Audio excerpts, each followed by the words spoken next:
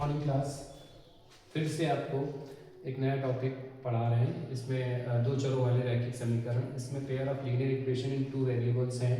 इनको आप प्रॉपर तरीके से, एक मैंने सम्स बताया है पिछली क्लास में, पिछली कक्षा में, और एक ये थोड़ा अलग सा क्वेश्चन है, इसमें रूट दिया गया है। डरना नहीं है, प्रॉपर तरीके से इसको सॉल्व आउट करते हैं। अब देखिए आपके पास है √2x plus √3y equal to 0, √3x minus √8y equal to 0, two equation. हम इससे एक थर्ड इक्वेशन बना लेते हैं, √2x equal to minus √3y। Okay, इसमें आप बहुत ध्यान से देखिए। यदि हम ये देखते हैं तो ये पा रहे हैं कि क्या करना है हमको, इसमें हमें रूट वैल्यूज को फाइंड आउट करना है और प्रॉपर तरीके से इसको सॉल्व करना है।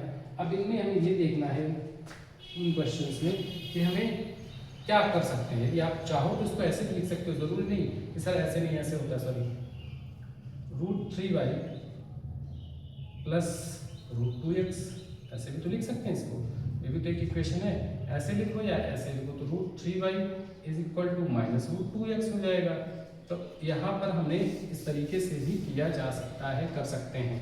ठीक है, अब हमें y बराबर कितना हो जाएगा, y equal to minus √2x upon √3। ये आपका एक थर्ड इक्वेशन, नया इक्वेशन आपको मिल गया।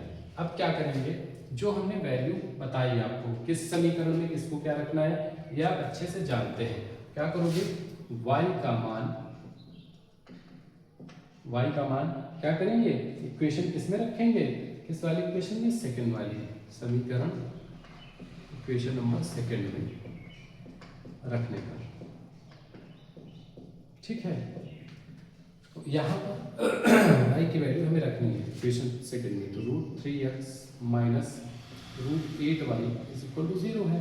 √3x, ध्यान से देखिए, √8y है तो y की वैल्यू कितनी है, माइनस √2x अपान √3 बराबर 0। तो √3x इक्वल टू, अब देखना √2 और √8 का मल्टीप्लाई हो जाएगा तो प्लस का 16 हो जाएगा। ठीक है, कितना हो जाएगा, प्लस का 16x अपान √3, क्योंकि अपॉन में है। अब यहाँ पर हम क्या करेंगे, अपॉन 1 कर देंगे, यहाँ भी √3 से और यहाँ √3 से मल्टीप्लाई कर देंगे तो कितना आ जाएगा, ये √3 3 9 यानी 3x प्लस कितना हो जाएगा 4x अपान √3। ठीक है, यहाँ तक इज इक्वल टू 0, जैसा था वैसा ही चल रहा है, वैसा ही चलेगा।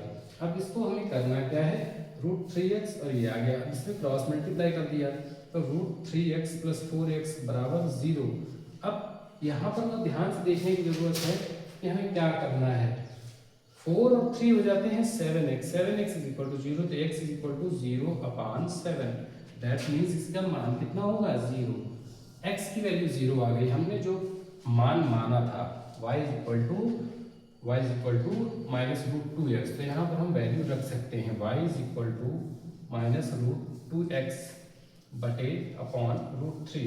यहाँ पर हमें x की वैल्यू कितनी आई है, 0, तो माइनस √2 इंटू एक्स की वैल्यू 0 और ये √3 जैसा था वैसे ही रख दिया, सिर्फ इसकी वैल्यू रखी x की।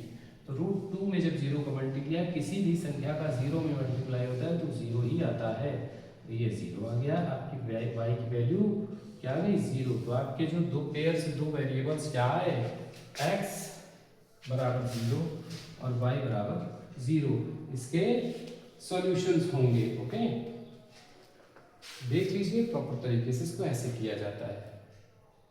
बहुत कठिन क्वेश्चन नहीं है, बहुत हार्ड नहीं है, बस थोड़ा सा ये दिखने में थोड़ा सा हार्ड दिख रहा है, लेकिन आप चाहेंगे तो आप अच्छे से इसको कर सकते हैं।